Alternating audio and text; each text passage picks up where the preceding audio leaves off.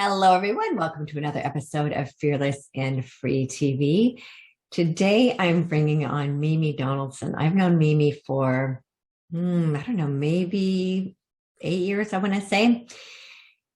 And Mimi is amazing. She is an internationally known inspirational speaker. She's spoken to audiences all over the world.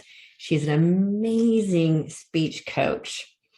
And incredibly funny. She's actually was known in her public speaking world for being a very funny and entertaining speaker. So she's kind of retired from public speaking, I believe. And now what she does is she teaches other people to do what she did. And she also teaches people how to get a TED Talk. Today, we're going to be talking about how to feel confident in speaking your own truth. And I'm really looking forward to bringing her in and sharing her with all of you. She is just such a delightful person, and I know that you will love her as much as I do. And so I'm looking forward to having her here and sharing her with all of you. And I hope you get to feel that exuberance and that delight that resonates from her beautiful, vibrant heart. Remember, if you haven't already, to please subscribe, comment, share this forward, because again, this is how we make the world a better place, by sharing forward what it is that resonates with our own hearts. So now let's bring in Mimi. Hi, Mimi. It is so good to see you again. I don't know how many years it's been since we've seen each other, but you came and you did a class for me years ago that you came and you taught my group how to develop their public speaking skills. And one of the things in doing my research about you before I even brought you in for my group, one of the things I really appreciated about you and your style of teaching and your style of speaking is knowing how to bring humor into everything you do. And I've worked for years to try to figure out how to activate my funny bone, and it's still a work in progress, but you seem to have a natural gift for being able to bring humor into your speaking. And I know you also have a formula for teaching people how to craft their speeches. And I know you've been teaching people how to do TED Talks, which is such a valuable service. And I know we had talked about you speaking today about teaching people how to have the courage and the confidence to speak their truth. So let's share a little bit about that, because speak on the stage and know how nerve-wracking it is in the very beginning to feel really comfortable, even being able to speak what we know is inside of us that we want to be able to share. So why don't you speak to that? Oh, there are three big topics you just named. Yeah, because I know you. I know, and those are my favorite topics. So first, let's talk about finding the funny, because I have a couple of things you could do that anyone can do. What comedians think of is their ground of being every day. They wake up and they think there's something funny going on. And there is. We've all made notes of funny street signs or funny things that we see every day. But I say carry around a little notebook or have a piece of paper handy and write things down coming from the premise that something funny is going on. Because being funny is not telling jokes, as you know, and you admire the fact that I'm humorous. I find the funny and promise my clients they can find the funny in even the most serious business. Because you know the client that wanted stuff 5 years ago that you couldn't provide? Well, back then it was painful, and now it's a funny story. Without, breaking confidence, it's funny when people want stuff they can't possibly get. And so that's like a way into funny, is that something funny is going on, and take notes. Yeah, that's a great idea. And you have a point, because people say that all the time. Now in hindsight, looking back, that was actually pretty funny. Yeah. Whatever that thing was. Yeah. Pain plus time equals humor. That's the formula. And it's always true. Pain plus time equals humor. It is funny. It wasn't funny then. Right. So the second topic you talked about was people want to hear things in a certain order. And they do. And there's a formula, that people are saying, what should I, why should I listen to you? We could go over that. We could do that. But the third thing you asked about is the confidence and clarity. And because you're a soul practitioner, I kind of wanted to get into that because I think you have lots to teach me and others. Thank you. And I do know that a lot of my audience really wants to learn how to speak more confidently about what feels true for them. I mean, well, that you just said. How many people go through life feeling unheard? Well, that's right. And that's the whole thing. My mission in life that I do all day long, every day, is to help people find their voice and claim their power with their words. I'm a wordsmith. That's what I know the best. 30 years of being on stage with tons of celebrities and thousands of people in the audience, all looking at you. What do you have to say that's motivating? And you better be wonderful. So it's a high bar, and I met it that it comes from being true to yourself, which is your area of expertise. I say you have to be naked in front of an audience. Don't even say a little white lie. Not even a little white lie. You know how on a resume people say they've been at a job for 3 or 4 years? They were there for 2. Mm-hmm. You can't do that. You can't do that in front of a listener. And I'm talking one-to-one, small group, or thousands of people. It's like being naked. There's some kind of vibe that you would probably be able to scientifically tell me what that is. It's a vibration that reads false, that the listener isn't quite sure, but they don't like you. They don't know why, but they don't. And you can almost see them go like this. And so you must be truthful. Now, how do you be truthful about yourself? Well, that's what consultants and coaches are for. But I always say you have to know who you are and where you came from. Actually, the last blog, which is on my website, last month's blog, was all about every day leads to the one you have right now. And a lot of people don't realize that. A lot of people say to me, well, that was the past. Now I'm a coach. It's a whole new ball game for me. Well, it might be for you, but people want to know, what was your dues paying activity? What led you to this moment? They want to know. Right. And some people call it the why story. Simon Sinek wrote the book, Start with Why.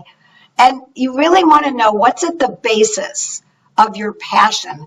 For instance, my mission that, helping people find their voice and claim their power with their words, that grows out of women mostly who are afraid to really tell their credits and say who they are and say they had 20 years in a field and they learned people and they're great at people skills and they're really good at what they do. They have trouble saying, I'm good at what I do.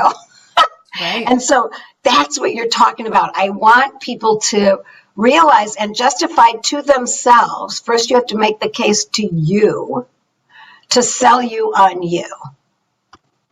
Absolutely. Yeah. And so with a lot of women, it's what's referred to as epigenetics. I call it hand-me-downs. We have these hand-me-down beliefs. And so a lot of women have like throat chakra issues. Wow. So many generation after generation of being told it's not safe to speak their truth. And so now a lot of women are saying, you know what, I'm tired of being afraid to speak my truth. How do I fix this? How do I express myself in a way that's confident? I mean, even as I speak, I can guarantee you there are some women who can feel that constriction even happening in their throat, just having this conversation, because we've been told for so many generations that it's not safe. That is so interesting and true. I've never connected it with the throat chakra. Well, you think about how many generation after generation women had their throats slit. They were strung up. They were hung, right? So And it was part of it was now not going into blame and against us, because the past, again, when you talked about the past is what it is. The human experience we are here where we are now as a result of what happened in our past as a collective, as well as what's happened with us individually. And so there is that pain story from our past as well that got us to this point. And part of that pain story in the past has been generation after generation after generation of how women were told that it wasn't safe to speak. They got burned as witches. They got all right.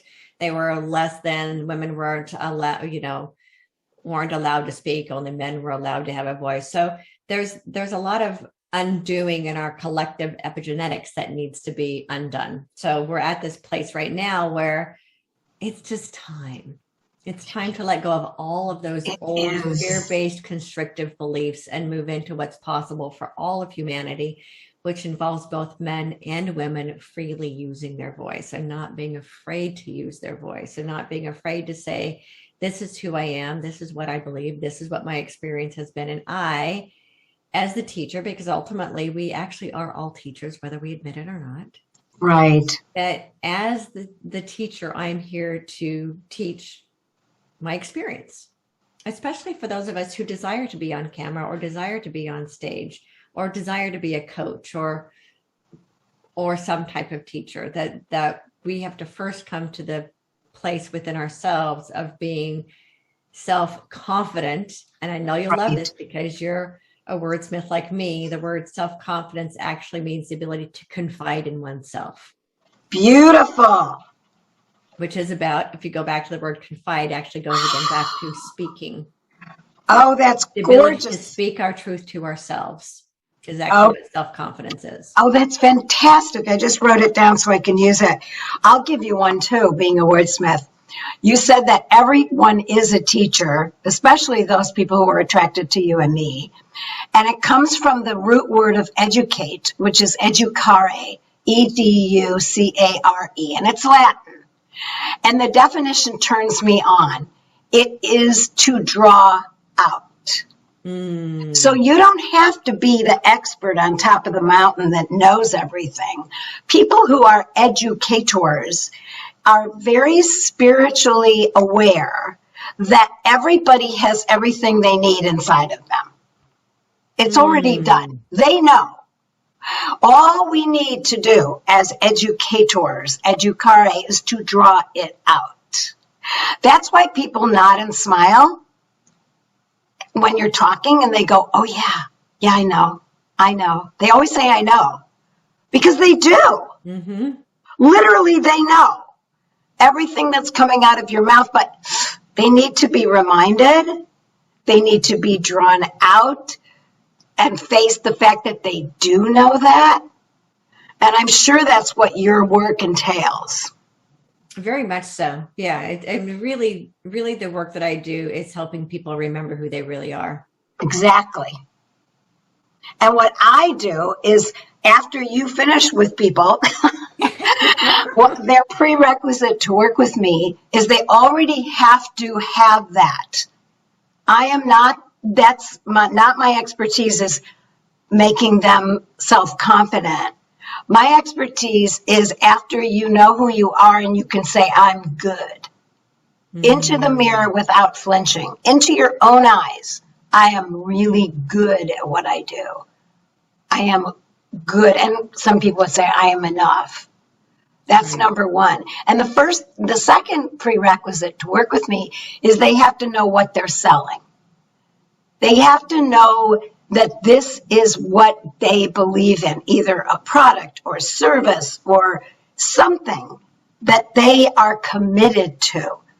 So if somebody has this passion over here, but they're really making money over here, but they really want to do this other thing, they're not ready to speak about it. They need to dabbling. Okay. Yeah, they need to get focused. And I do that a bit, but you have to come to me kind of pretty much focused. Pretty much, especially TED Talkers. When you're ready to do your legacy speech, which is that TED Talk, and the first step to do it is TEDx, which is the community-based TED, you really know what your passion is. You got to know what is the idea worth sharing, which is what they require, Right.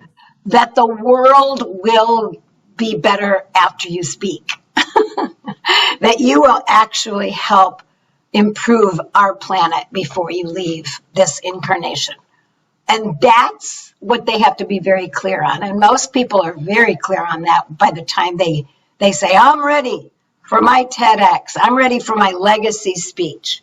And I always say, how you find that is, let's say the spirit says to you, all right, Victoria, you have 10 more minutes to live on Earth, and you must spend them on the stage in front of the world is your audience. What would those 10 minutes say? What you have to be talking in those 10 minutes.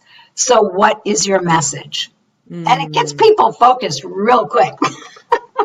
That's a great idea, because I hear so many people say, oh, I want to give a TED talk. Like they want to, like that's a thing that's on their bucket list. I want to give a TED talk. It's on my bucket list. Yeah, right. But they don't really understand. And I'm glad we're having this conversation, because I've done off and on, obviously not years of research figuring out how to do a TED talk. I've off and on jumped into TED and tried to figure out how to give a TED talk, and what that looks like. But I've never quite understood the formula for a really great TED talk. And a really, really good TED talk isn't just talking at the audience and blabbing whatever idea you have. It's really, the really, really good ones are the ones that stir something within the audience, that makes it so memorable they can't stop thinking about what that message was. Right. And even in the TEDx guidelines that they give the operator of the coordinator of a certain city, because I've worked with people who have gone to 8 or 9 different venues, and everybody has different submission guidelines, and they'll tell you how to make a TED talk, get your big idea, But I've never heard anybody describe it the way I do, which really focuses people, which is, you got 10 minutes left on Earth. Like, what are the most important things that you have learned in your life that can help the world? Because that's it. That's all you got left. Right. And you have to be talking. It focuses people really quickly on what their dues paying activity has been. What are the most important things they've learned that they can pass on, that they can't leave this earth without passing on? I love that. And that would really help people get laser focused. It does. It does help people.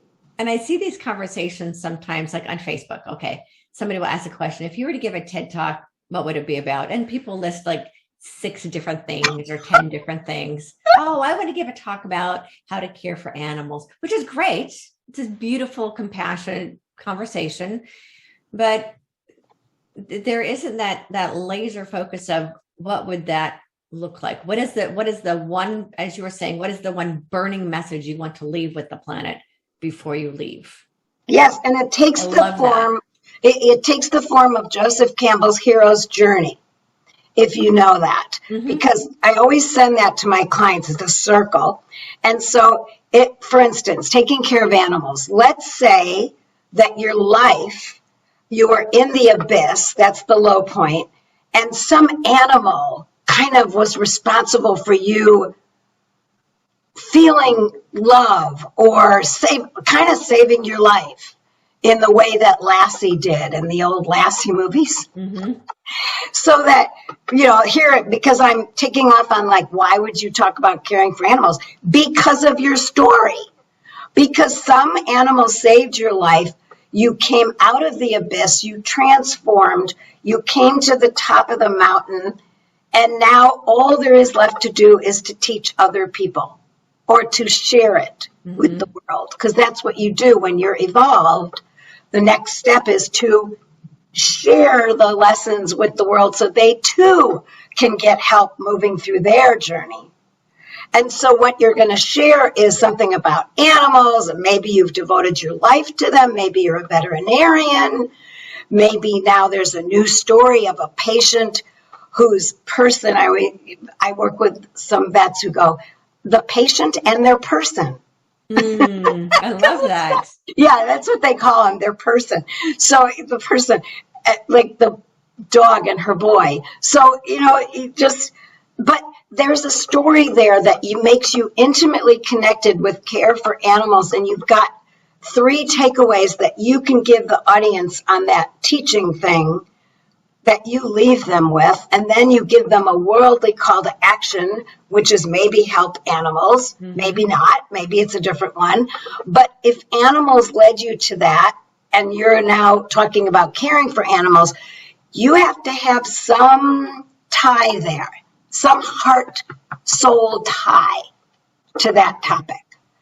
And if you don't, that's why people list 10 things, because they think that it's all about what they did in the world. Right. It's not. It's about what calls you in the world, and then you do the thing that it calls you to do.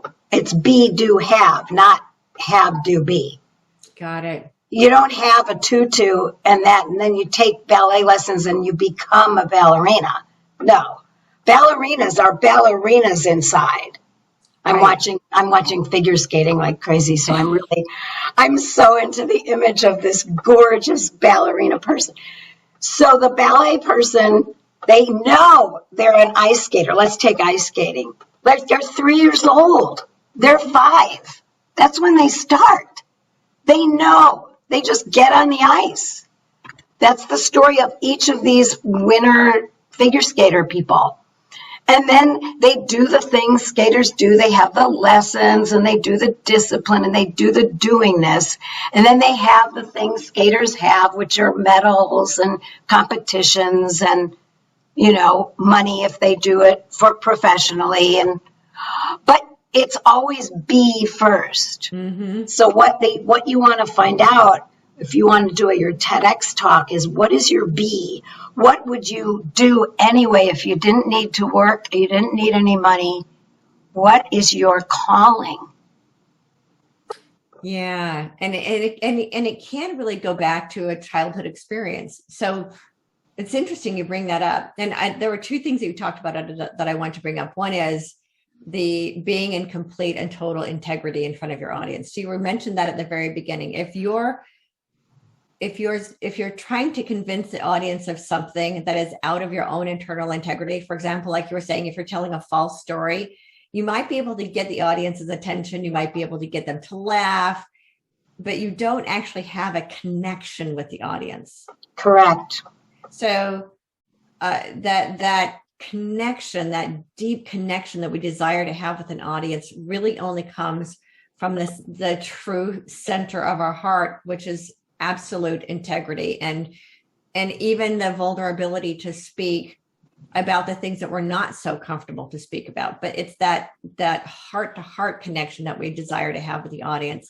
That can only come with, as you said, allowing yourself to be naked. 100% truth. You have to be 100% true. Yeah. So there's no way that you can be misinterpreted.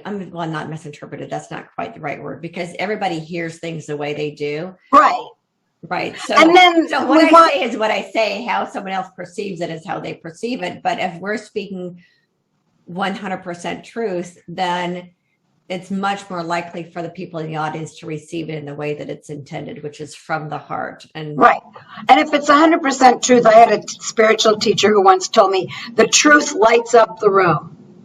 And it literally does. Mm-hmm. And you can tell somebody else's story, but you can't tell that it's your story. Right. You have to clarify that it's somebody else's story. Right. And I say, don't tell other people's stories.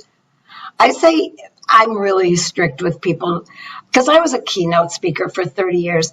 And you don't want to quote other people who are your teachers if they're still alive.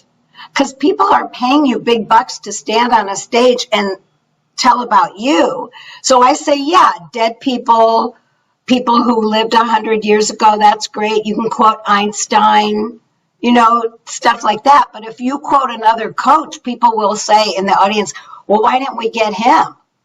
Like, wait, why do, so when I coach my keynote speakers, stuff like that. But TEDx, you can draw on knowledge that came before, and you have to know what came before. My biggest pet peeve is when people discover things that are already discovered. Like they think they made that up. And they didn't make it up. So I always say, Google that phrase right now. And they Google it and they say, oh my gosh, that was from an 18th century philosopher. I go, yeah, you got to know that. You can rephrase it. You can make it new. You can do a new take on it.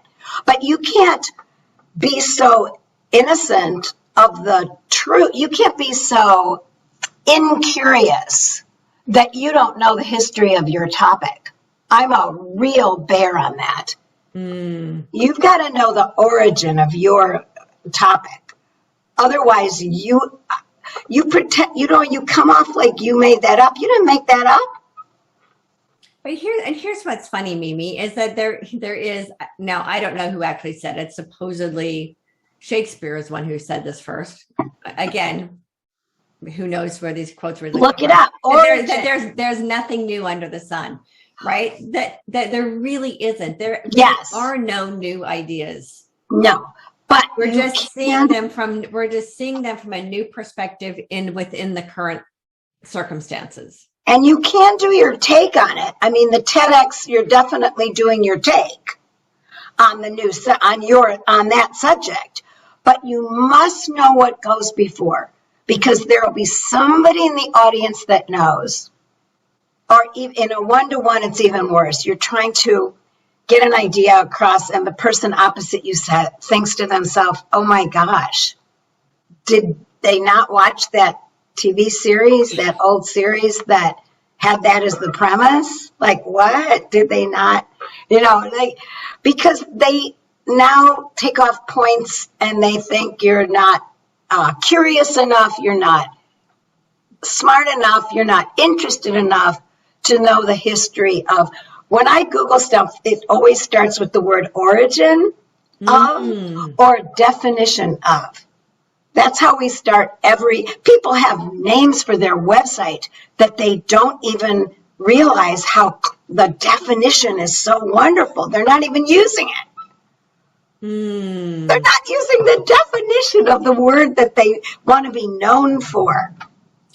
Oh, that's crazy, because I do my etymology on pretty much all day long. I want to know what a word really means. And and when you go back and you do the research and you find out, oh, wow, I've been using that word wrong my entire life. But people, that's such a great word. And how can I expand on that great word? Yeah, not everybody. I know not everybody is interested as you and I are in words and wordsmithing, but if you're going to speak on a topic, either in a business owner setting or convincing a boss of something, you better know your topic. You better Google origin of, definition of. You got to know stuff. You don't have to know everything, but you got to know about your topic and what you want. Yeah, and then don't take other people's ideas. That's what you were saying earlier too. You other people's ideas and then trying to take credit for it, and the people who start out. I've been on this keynote circuit. People want to get paid to speak, and I say, okay, if you're going to get paid to speak, don't start with. One of my great teachers said, another teacher taught me to do this. Another teacher. It's great that you had teachers, but now you're the one. You're the teacher. Right. So incorporate them, but you don't have to quote them. Right. I love that. I know. I'm so. Yeah. The other thing that you were saying earlier that I wanted to touch on a little bit more is how you were saying to be that first. Be. Be and then do and then have. Right. So you have to look inside. That's how people find their vision for the world and their mission.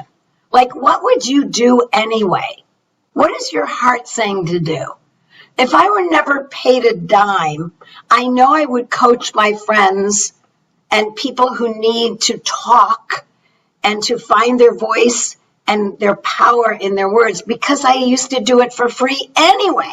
Before I was a coach for money, I would be keynoting, and then I would come home and help all my business owner friends with their marketing speeches. I called it mentoring. And I didn't charge for it. And I would still do that because that's my heart. That's going to make the world a better place. That's going to give people a voice. You know, and the thing too is that if we go back to our childhood, that's what we were saying about being at first, like with the ice skaters, right? That first if they discovered when they were 3 what it is that was inside of them. So every single one of us are born with multiple intelligences, not just the IQ test they give us at school. That thing all it does is measure your ability to memorize. It's really all that is. But we're all born with multiple intelligences, and some people are born with an athletic intelligence, or the ice skaters, right? They're somehow almost born knowing how to do this. So part of this is going back, when you talk about going back to when we were really little and thinking, who is it? What was it about me back then? So for me, here I am, a spiritual teacher doing what I do, and I have these spiritual insights that come forward. When I go all the way back to when I was small, I was 4 years old, and I knew things that the people and the men who were teaching at the pulpit were telling me things, and there was a voice inside of me that said, no, that doesn't feel right. Wow. When I was that small. So sometimes it requires us going all the way back and looking at that. And like you, Mimi, I would still be doing what I'm doing, even if I didn't make money doing it. And quite frankly, most of what I do, I give away for free anyway. Exactly. I don't charge for my YouTube teachings. I don't charge for most of the work that I do because I give freely from my heart. Obviously, I can't give it all away for free, or I wouldn't be able to make my house payment. Exactly. But I would still be doing it. That's so true. And you're making me think back. My mother used to say that, just like in that ABBA song, I could sing before I could talk. And I would actually entertain neighbors. And what I realized later, I was a drama major. I thought I wanted to be on stage but what I realized later is I like to light them up. I liked what you're talking about, the conversation where what I said wakes something up in them. And I always say a speech is a conversation. It's kind of like, I got you. And then the audience says, I got that you got me. And we both delight. And then I answer back, I got that you got that I got you. And then the audience answers back. So it keeps going back and forth. And so I did that as a little girl singing on the steps of the apartment when I was tiny. But then I did it on stage as, other characters in plays. And then I did it as myself in keynoting. But then that wasn't close enough, because I remember looking down in the first row and people were connecting with what I was saying.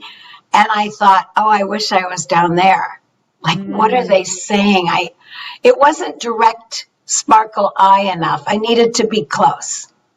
And so I went from the keynoting, and my autobiography that I'm writing very slowly is called I've Had Enough Applause. And it catches my throat because I have. It's time to pass the torch, or what they say in the Olympics, pass the baton. And so now you're teaching it you're teaching what you know. So it's interesting. You're talking about the hero's journey, right? Which is one of the things that I'd love to use in my storytelling as well.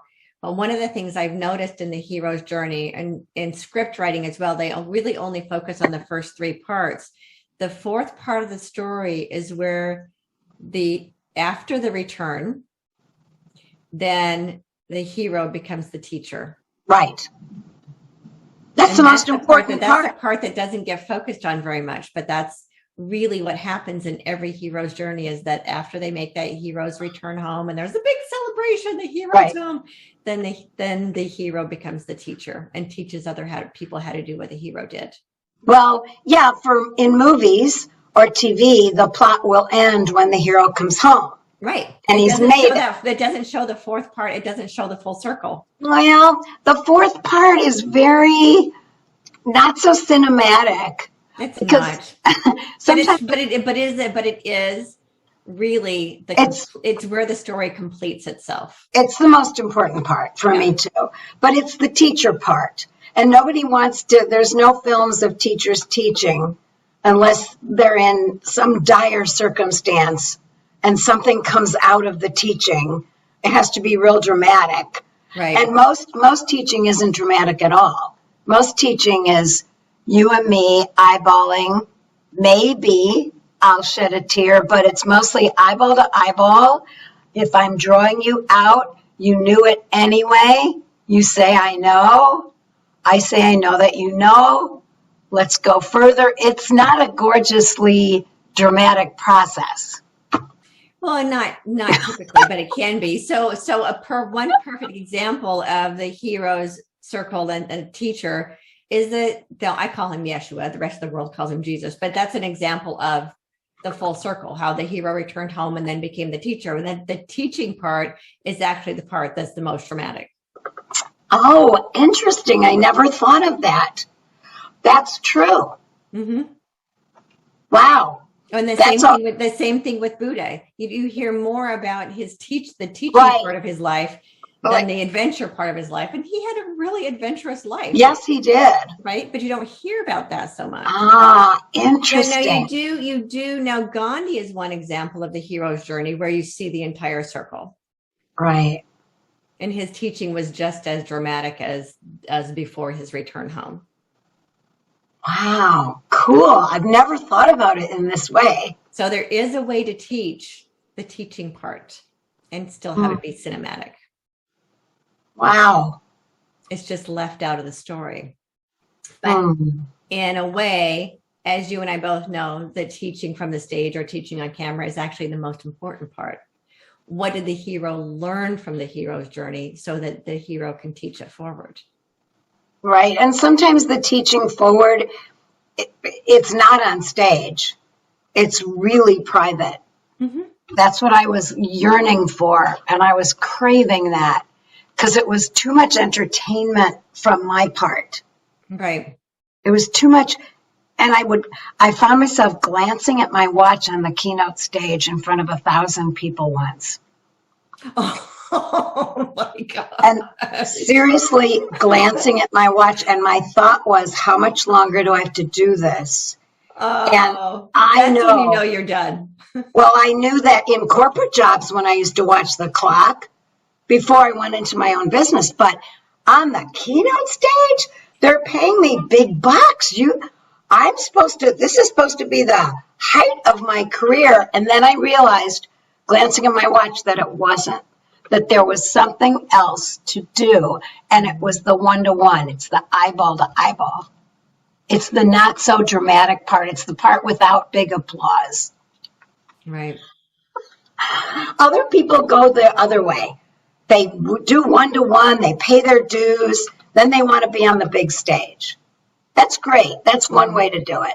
I did it the other way around. Big stage. Now, just give me one person, because I'm so energized. I would never glance at my watch when we're talking, because I'm getting energy from you as well, and you're getting energy from me. It's not just one way. And and after this, I will go work out because my head will be so energized, and I got to use that, get my body moving. So after Zoom calls with prospective clients, present clients, afterwards, I always schedule a workout because the adrenaline is going so hard. And you got to know what lights you up. What is your juice? What makes you want to run and scream and yell and jump? And for me, it's the one-to-one. It used to be the keynote stage. Wow. I love that. And really recognizing for yourself. I think that's what's really important for everyone to understand is that it's really about listening to yourself and what lights you up and where you are in your life. And that there really is no right or wrong way to do it. And it changes. And it changes. I mean, I don't know if it has to do with age. I don't know if it has to do with 30 years on stage. I don't know. But all of a sudden, that thrill of lighting a whole audience up went from energizing me to exhausting me. It was draining instead of energizing. Well, and there's something about doing one-on-ones that when you're finished, it's like, oh, that felt so good. It's the energy exchange. And not only that, but to see the lights go on inside. Yeah, the lights. You have that conversation. The lights. That's why I wanted to be up close and personal when the lights were on. Not just, oh, Mimi, yay, thank you. That was like 1,500 people, yay. That was okay, but I was exhausted. And it was a little sign that my body, I'm sure you teach that your body tells you things. Absolutely. And my body was saying, oh, Meme, it's time to evolve. For me, it was evolving. Right. It just was. It was my process. You know what it feels like, Mimi, is the difference between inspiring the audience, where when you're sitting with someone, you're actually assisting with a transformational process. There's a difference between inspiration and transformation. So people can be inspired all day long by a great inspirational speaker, and they go home and they're inspired for a couple of days. Couple of days. Elicit actual transformation. So now when you're working with someone one-on-one, you're actually assisting them in creating a transformation within themselves. Oh, thank you for that. And I think that's what the difference is. You're like, it's a little bit empty, just inspire, which is wonderful. I love inspiring audiences, but I like you, I want to do it in a way that actually elicits a transformation within them rather than just being spoken to. I love that. I always wondered, what was that? I couldn't describe it except to see the lighting up close and personal. But I had never described it that way. Thank you for that. You're welcome. Now you have 2 books already, correct? Oh, I've written 4 books. Oh my gosh, I knew you had 2. I didn't realize you had that many. Oh yeah, you can go on Amazon, Mimi Donaldson. The most recent one is about speaking, and that is called Pitch Perfect: Speak to Grow Your Business in 7 Simple Steps. Okay, and that's the last one I knew about. Yeah, that's the one. Based on that. And actually, that's I always wrote about what I teach because I was in human resources. And so my first book was about negotiating. My second book was about stress management called Bless Your Stress. It means you're still alive, which is truly true. Yeah. And then the third book was about getting women to kind of get off of being liked, and it's called Necessary Roughness, which is you don't get the penalty if it's necessary, just unnecessary, you get the penalty. But Necessary Roughness, New Rules for the Contact Sport of Life, that's the sports one. That's the one where I use football as a metaphor for all the lessons that women need to learn. Okay. It's so good. Necessary Roughness, New Rules. And then the fourth one is the Pitch Perfect. And that's why I say my next book, hopefully, is the autobiography, because I'm kind of wanting to pass it on in a big way. Okay. Everything. Wonderful. Well, wow, it has been so fun talking to you, Mimi. And we'll need to do this again. I miss seeing you in person. I know we don't live very far apart, but we need to meet in person and have a big old real hug. Yeah, we can hug now if we're both vaccinated and boosted and all. We're just hugging people who are. I'm just tired of isolating. It's just been exhausting. I'm writing a blog about that. It'll be published on Friday on my website. And, it's MimiDonaldson.com for your listeners. It's very simple, just my name.com. And it's all about, are we so tired of this isolation, of being afraid of other people's breath? Absolutely. I've been afraid of other people breathing on me for 2 years. I'm like so done. I'm so tired of it. But so I'm thinking we must be in the second half. I mean, we must be on the down. We're learning to live with this thing, right? Yeah. And so and all the cases are down now, and all this. So we're in the second half, and figure skating second half. The jumps count more. So I'm thinking we've got to be inspired by our own selves because we're in the second half now. We got to give ourselves extra points. Well, and we do need to be inspired by ourselves, and for me, a lot of this is about learning to no longer live our lives in fear. I think so. What I started saying 2 years ago is that the real virus is actually fear. Fear is what was much more contagious than the virus itself. And that it's time to get past that. It's time to stop being afraid of each other. It's time to stop holding each other in this divisiveness. It's time to start really learning how to trust ourselves. So my TED Talk that I will give someday is about the power of self-trust, and I'll have you teach me how to craft that. Oh, that's so good. And your story, which I know, will be brilliant leading up to it. Like, that's brilliant. Yeah. You've got the background story to make that credible. And you know what's interesting is when I researched that there are very few people who have even touched on that topic.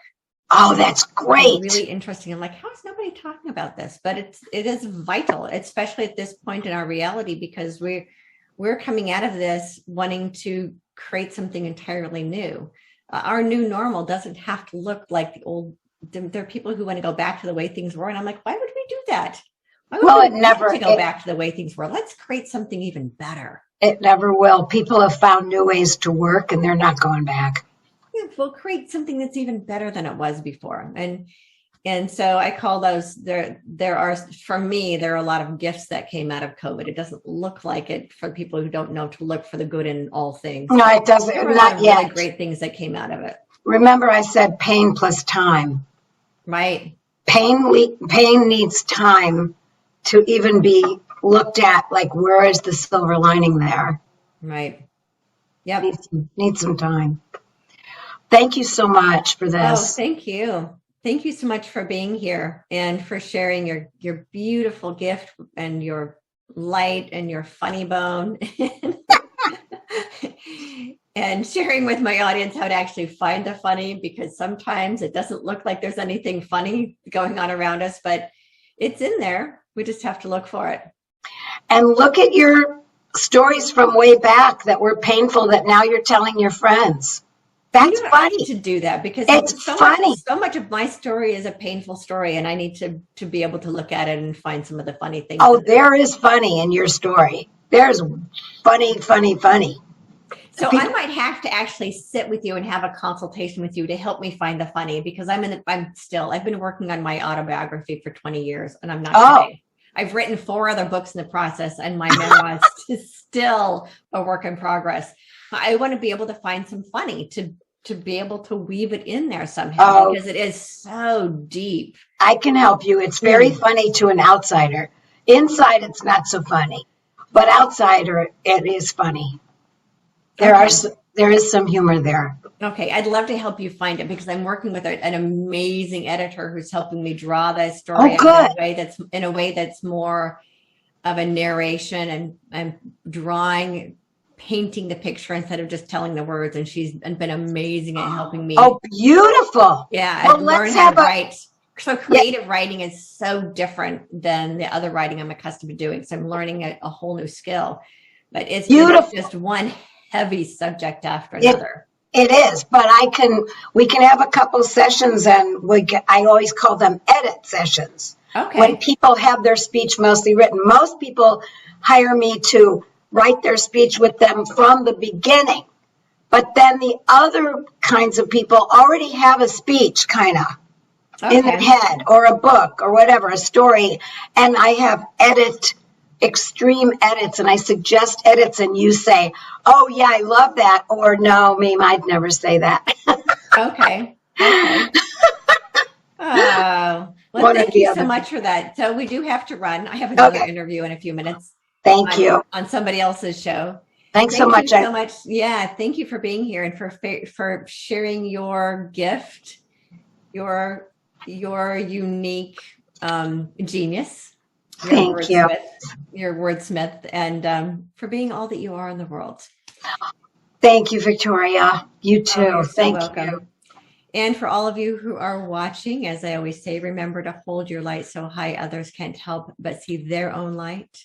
Together, we are creating a world of peace, harmony, love, freedom, prosperity for all life on earth.